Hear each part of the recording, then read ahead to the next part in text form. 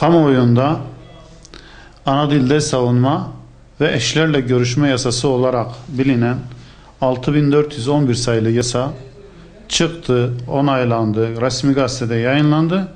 Fakat bunun uygulamasıyla ilgili hala endişelerimiz devam etmektedir.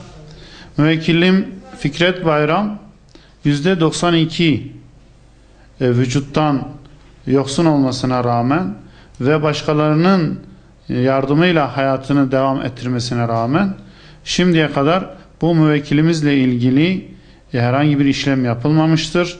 Daha önceden rapor olarak belirtilen durum müvekkil tarafından her ne kadar rapora gidilmiş olsa bile şimdiye kadar bu raporun sonucu da ortaya çıkmamıştır.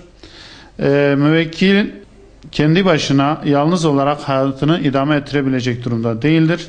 Başkalarının yardımıyla ihtiyaçlarını karşılamaktadır.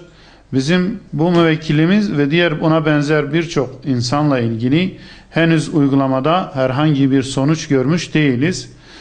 Bununla ilgili yönetmeliğin bir an önce çıkması ve hayatını yalnız idame ettiremeyen şeklinde 3. maddede belirtilen kısmın hangi tür raporla çıkacağına dair bir açıklık yapılmamıştır.